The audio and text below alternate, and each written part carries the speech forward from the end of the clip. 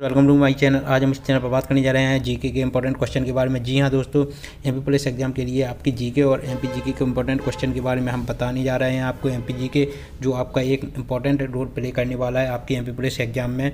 तो दोस्तों आपको बता दें, अगर आप एमपी पुलिस का एग्ज़ाम क्रैक करना चाहते हैं तो दोस्तों एक आपको अच्छी स्ट्रेटजी के साथ दोस्तों एमपी जीके और जीके के क्वेश्चन पढ़ना होगा। क्योंकि दोस्तों आपको बता दें, आप कितनी भी प्रिपरेशन कर लें, अगर आप टेस्ट सीरीज नहीं लगाते हैं तो दोस्तों आपको काफ़ी ज़्यादा परेशानी आएगी एग्ज़ाम देते वक्त। इसलिए दोस्तों आप टेस्ट सीरीज को ज़्यादा से ज़्यादा लगाइए। मतलब जो क्वेश्चन सीरीज आपको यूट्यूब पर मिल रही है या फिर आपने कुछ जो भी बुक प्रेफर कर रहे हैं दोस्तों, उनमें आप मॉक टेस्ट जरूर लगाइए। क्योंकि दोस्तों वहाँ पर क्या होता है दोस्तों, आपको पता चलता है कि किस प्रकार के क्वेश्चन आपको पूछे जा सकते हैं एग्जाम में।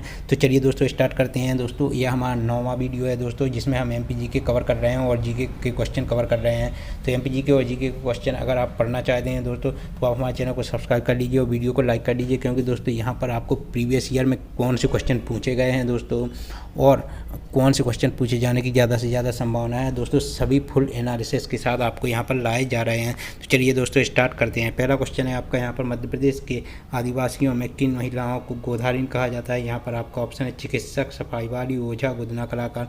तो दोस्तों गोधारिन किन्हें कहा जाता है दोस्तों, तो गुदना कलाकार को गोधारिन कहा जाता है।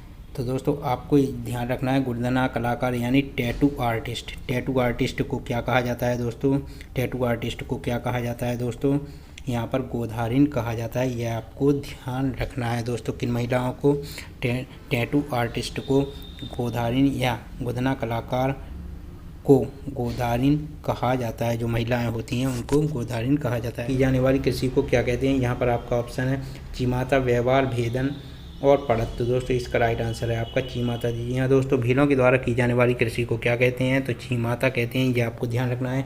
यह भीलों के द्वारा पहाड़ी ढालों पर की जाने वाली कृषि का एक प्रकार है। या पहाड़ी ढालों पर भीलों द्वारा पहाड़ी ढालों पर की जाने वाली कृषि को क्या कहते हैं, चीमाता कहते हैं। अगला क्वेश्चन है आपका यहाँ पर, भीलों का निवास स्थल क्या कहलाता है। तो यहाँ पर आपका ऑप्शन है माल्या, फाल्या, भील, आल्या। दोस्तों यह बहुत ही इंपॉर्टेंट क्वेश्चन है दोस्तों। आपको बता दें, भील लोग जो होते हैं दोस्तों अपने घरों को बड़े आकारों और खुले खुले बनाते हैं। तो दोस्तों इनके निवास स्थल को काफ़ी बार पूछा जाता है कि इनके निवास स्थल को क्या कहा जाता है। तो दोस्तों फाल्या कहते हैं, ये आपको ध्यान रखना है। अगला क्वेश्चन है आपका यहाँ पर, अगर घाटी के ऊपर से देखा जाता है तो पातालकोट किस आकार का दिखाई देता है। यहाँ पर आपका ऑप्शन दिया गया है दोस्तों आयत, घोड़े की नाल, वर्ग, इनमें से कोई नहीं। तो दोस्तों इसका राइट आंसर है घोड़े की नाल।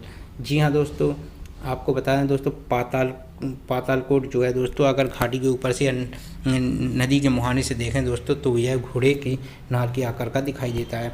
अगला क्वेश्चन है आपका यहाँ पर, गोंड जनजाति के पुजारी किसे कहा जाता है। यहाँ पर आपका ऑप्शन है ओझा, वेवा, देवरी, इनमें से कोई नहीं। इसका राइट आंसर है दोस्तों इनमें से कोई नहीं। आपको बताएं दोस्तों, गोंड जनजाति के जो पुजारी होते हैं उनको प्रधान कहा जाता है। ये आपको ध्यान रखना है दोस्तों। और दोस्तों गोंड मध्य प्रदेश की एक महत्वपूर्ण जनजाति है, यह आपको ध्यान रखना है। जो जब मध्य प्रदेश का पुनर्गठन नहीं हुआ था उसके पहले, मतलब जब मध्य प्रदेश से छत्तीसगढ़ अलग नहीं हुआ था तो उसके पहले क्या हुआ था दोस्तों, उसके पहले गोंड मध्य प्रदेश की सबसे बड़ी जनजाति कहलाती थी। वर्तमान में कौन सी जनजाति है सबसे बड़ी जनजाति, वह है भील। यह आपको ध्यान रखना है। अगला क्वेश्चन है आपका यहाँ पर, लहंगी एवं दुलदुल घोड़ी नृत्य किस जनजाति से संबंधित है। तो यहाँ पर आपको ऑप्शन दिया गया है, इसका राइट आंसर है सहरिया। जी हाँ दोस्तों, सहरिया जनजाति से संबंधित है आपका क्या, लहंगी एवं दुलदुल घोड़ी नृत्य। आपको ध्यान रखना है। अगला क्वेश्चन है आपका यहाँ पर, निम्नलिखित में से कौन सी जनजाति स्वयं को द्रविड़ का वंशज मानती है। यहाँ पर आपका ऑप्शन है भारिया, भील, कोरकू, बैगा। तो दोस्तों द्रविड़ का वंशज कौन जनजाति अपने आप को मानती है दोस्तों, वह है दोस्तों बैगा। जी हाँ दोस्तों, बैगा जनजाति स्वयं को क्या मानती है दोस्तों, द्रविड़ का वंशज मानती है। अपने आप को क्या मानती है दोस्तों, द्रविड़ का वंशज मानती है दोस्तों। और दोस्तों बैगा जनजाति कौन से एरिया में पाई जाती है। तो दोस्तों पूर्वी मध्य प्रदेश में बालाघाट हो गया दोस्तों, आपका सीधी हो गया दोस्तों, और आपका दोस्तों बालाघाट हो गया, सीधी हो गया, और मंडला, शहडोल, ये जो क्षेत्र हैं दोस्तों, यहाँ पर आपकी बैगा जनजाति पाई जाती है। और बैगा आपकी क्या है दोस्तों, एक पिछड़ी जनजाति है दोस्तों अपनी मध्य प्रदेश की।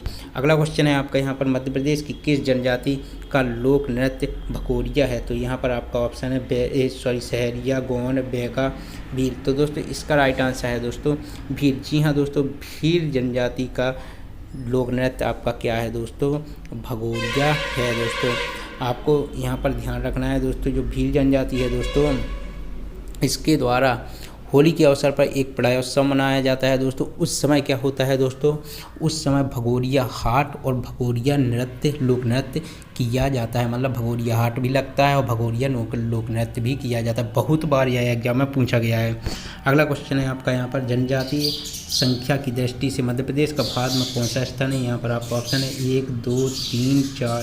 तो दोस्तों यहाँ पर इसका जो राइट आंसर है दोस्तों वह है पहला। जी हाँ दोस्तों, करीब 1.53 करोड़ लोग जो हैं जो दोस्तों वह जनजातीय समुदाय से बिलोंग करते हैं मध्य प्रदेश में। इसलिए दोस्तों मध्य प्रदेश भारत में सबसे बड़ा जनजाति एरिया वाला प्रदेश है। या जनजाति सबसे ज़्यादा कहाँ पर पाई जाती है भारत में? सबसे ज़्यादा भारत में किस राज्य में जनजाति पाई जाती है? तो दोस्तों वह है मध्य प्रदेश। यह आपको ध्यान रखना है दोस्तों। अगला क्वेश्चन है आपका दोस्तों, यहाँ पर आपको बता दें, यहाँ पर ये तो हो गई एसटी की बात, मतलब अनुसूचित जनजाति या जनजाति की बात हो गई। अगर पूछा जाए दोस्तों अनुसूचित जाति सबसे ज़्यादा कहाँ पर पाई जाती है दोस्तों, तो वह हम दोस्तों भारत के उत्तर प्रदेश में सर्वाधिक अनुसूचित जाति पाई जाती है। ये आपको ध्यान रखना है। तो दोस्तों अगर जनजाति पूछी जाए तो मध्य प्रदेश पहली पर है, और अगर आपकी अनुसूचित जाति पूछी जाए दोस्तों तो आपकी उत्तर प्रदेश है। ये आपको ध्यान रखना है दोस्तों, अनुसूचित जनजाति।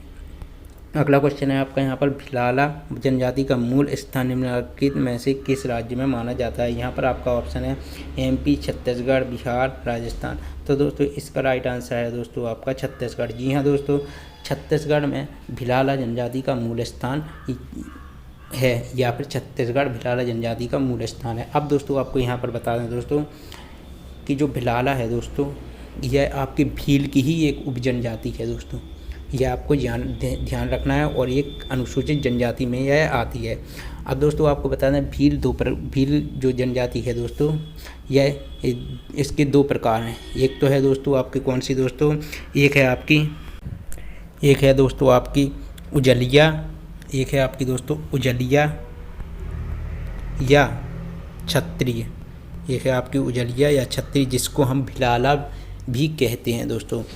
उजलिया या क्षत्रिय भील, जिसको हम भिलाला भी कहते हैं, और एक है आपकी लंगोट भील। यह 2 आपकी भील जनजाति के प्रकार हैं। अब दोस्तों आपको बता दें दोस्तों, जो आपकी भिलाला है दोस्तों, इसको उजला भील भी कहा जाता है। इसलिए आपको ध्यान रखना है, उजलिया या क्षत्रिय भील जिसे हम भिलाला कहते हैं दोस्तों, और इसको उजला भील भी कहा जाता है। एक तो आपकी ये भील जनजाति का प्रकार हो गया, और एक और है दोस्तों वह है आपकी लंगोट भील। यह भी आपको ध्यान रखना है दोस्तों। मूलतः इसका भिलाला का निवास स्थान मूलतः कहाँ है दोस्तों, वह है छत्तीसगढ़ में। मूलतः भिलाला का निवास स्थान छत्तीसगढ़ में है, और मध्य प्रदेश के कुछ ज़िले जहाँ पर यह पाई जाती है, जैसे आपका हो गया दोस्तों अलीराजपुर हो गया, आपका बड़वानी हो गया दोस्तों, धार हो गया, यहाँ पर क्या है दोस्तों, यह भिलाला जनजाति पाई जाती है दोस्तों। तो इसका राइट आंसर है आपका छत्तीसगढ़। क्वेश्चन है आपका यहाँ पर दोस्तों, क्षेत्रफल की दृष्टि से मध्य प्रदेश का देश में कौन सा स्थान है? यहाँ पर आपका ऑप्शन है पहला, दूसरा, तीसरा, चौथा। तो दोस्तों इसका राइट आंसर है दूसरा स्थान है मध्य प्रदेश का क्षेत्रफल की दृष्टि से देश में, और पहले स्थान पर आपका राजस्थान आता है दोस्तों। पॉपुलेशन के लिहाज से हम कल आपको बता चुके हैं, इसलिए पॉपुलेशन के लिए नहीं बताएंगे, मतलब जनसंख्या के लिए नहीं बताएंगे। अगला क्वेश्चन है आपका यहाँ पर, विद्युत अनुसंधान केंद्र कहाँ स्थित है? तो यहाँ पर आपका ऑप्शन है जबलपुर, भोपाल, विदिशा, इंदौर। तो इसका राइट आंसर है दोस्तों भोपाल में। जी हाँ दोस्तों, विद्युत अनुसंधान केंद्र कहाँ है? यह भोपाल में स्थित है। अगला क्वेश्चन है, मध्य प्रदेश में सर्वाधिक निर्भरता किस ऊर्जा साधन पर है? तो यहाँ पर आपका ऑप्शन है जल विद्युत, ताप विद्युत, आणविक ऊर्जा, सौर ऊर्जा। तो दोस्तों इसका राइट आंसर है आपका ताप विद्युत। जी हाँ दोस्तों, थर्मल पावर पर मध्य प्रदेश सबसे ज़्यादा डिपेंड है, ये आपको ध्यान रखना है दोस्तों। तो सर्वाधिक निर्भरता किस ऊर्जा साधन पर है? तो ताप विद्युत पर, यह आपको ध्यान रखना है। अगला क्वेश्चन है आपका यहाँ पर, मध्य प्रदेश के भोपाल जिले के किस गांव को पूर्णतः सौर ऊर्जा पर आधारित बनाया गया है? यहाँ पर आपका ऑप्शन दिया गया है दोस्तों। तो इसका राइट आंसर है कस्तूरबा ग्राम को। कस्तूरबा ग्राम जो भोपाल ज़िले का एक गांव है दोस्तों, उसको पूर्णतः सौर ऊर्जा पर आधारित बनाया गया है, ये आपको ध्यान रखना है दोस्तों। भारत का डिट्रॉइट किसे कहा जाता है, तो वो है आपका पीतमपुर, ये आपको ध्यान रखना है। अगला क्वेश्चन है आपका यहाँ पर मध्य प्रदेश के एकमात्र किस जिले में अफीम का उत्पादन होता है। यहाँ पर आपका ऑप्शन मंदसौर, गुना, राजगढ़, धार। तो इसका राइट आंसर है दोस्तों आपका मंदसौर। जी हाँ दोस्तों, मंदसौर मध्य प्रदेश के मंदसौर जिले में अफीम का उत्पादन होता है, यह आपको ध्यान रखना है दोस्तों। अगला क्वेश्चन है आपका यहाँ पर मध्य प्रदेश का राज्य वृक्ष तो आपका बरगद है और राज्य पक्षी आपका दूधराज है। मध्य प्रदेश का राज्य पशु कौन सा है, तो दोस्तों इसका राइट आंसर है आपका बारहसिंगा। जी हाँ दोस्तों, ब्रांडेरी बारहसिंगा आपका मध्य प्रदेश का क्या है, ब्रांडेरी बारहसिंगा आपका मध्य प्रदेश का राज्य पशु है, ये आपको ध्यान रखना है। और अगर आपसे पूछा जाए का मध्य प्रदेश का राजकीय फूल पुष्प या फूल क्या है दोस्तों, तो वो है सफ़ेद लिली, यह आपको ध्यान रखना है।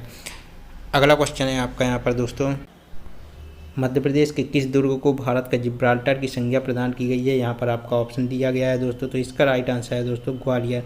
जी हाँ दोस्तों, ग्वालियर के दुर्गों को भारत के जिब्राल्टर की संज्ञा दी गई है, यानी भारत के जिब्राल्टर के नाम से जाना जाता है।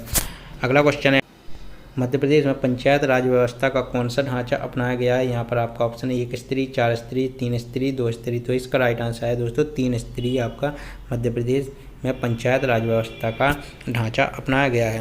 अगला क्वेश्चन है आपका यहाँ पर दोस्तों मध्य प्रदेश उत्सव प्रतिवर्ष नई दिल्ली में आयोजित किया जाता है, इसका आयोजन किस वर्ष से शुरू किया गया था। यहाँ पर आपका ऑप्शन है 1976, 1981, 1983, 1987। तो दोस्तों इसका राइट आंसर है आपका 1981। जी हाँ दोस्तों, 1981 में दोस्तों आपका क्या हुआ था दोस्तों, जो मध्य प्रदेश उत्सव है दोस्तों उसकी शुरुआत हुई थी, यह आपको ध्यान रखना है। और यह कहाँ मनाया जाता है दोस्तों, नई दिल्ली में प्रतिवर्ष मनाया जाता है, यह आयोजित होता है। अगला क्वेश्चन है आपका यहाँ पर मध्य प्रदेश के किस नगर को मध्य भारत की मुंबई की संज्ञा प्रदान की जाती है। यहाँ पर आपका ऑप्शन है भोपाल, राजगढ़, जबलपुर, इंदौर। तो इसका राइट आंसर है दोस्तों आपका इंदौर। इंदौर को मध्य भारत की मुंबई या मिनी बॉम्बे कहा जाता है। आपका क्वेश्चन पूछा जाता है कि मध्य भारत के या मिनी बॉम्बे किसे कहा जाता है, तो दोस्तों वह है इंदौर। इंदौर हमारे मध्य प्रदेश की औद्योगिक राजधानी भी है, यह भी आपको ध्यान रखना है दोस्तों। जो आपका भोपाल है यह मध्य प्रदेश की राजधानी है, यह आपको ध्यान रखना है दोस्तों। इसको लेक सिटी भी कहा जाता है, यह भी आपको ध्यान रखना है। लेक सिटी भी कहा जाता है, यह आपको ध्यान रखना है। इंदौर किस नदी के तट पर बसा है, तो इंदौर आपका खान नदी के तट पर बसा है, यह क्वेश्चन काफ़ी बार पूछा जाता है। जबलपुर हमारे मध्य प्रदेश की सांस्कृतिक राजधानी है, यह आपको ध्यान रखना है। इसका पुराना नाम क्या था दोस्तों, त्रिपुरी था, यह आपको ध्यान रखना है दोस्तों। तो दोस्तों यह क्वेश्चन थे दोस्तों। अगर आपको यह क्वेश्चन पसंद आए हैं तो वीडियो को लाइक करें, चैनल को सब्सक्राइब करें। धन्यवाद, जय हिंद, वंदे मातरम। धन्यवाद, जय हिंद, वंदे मातरम।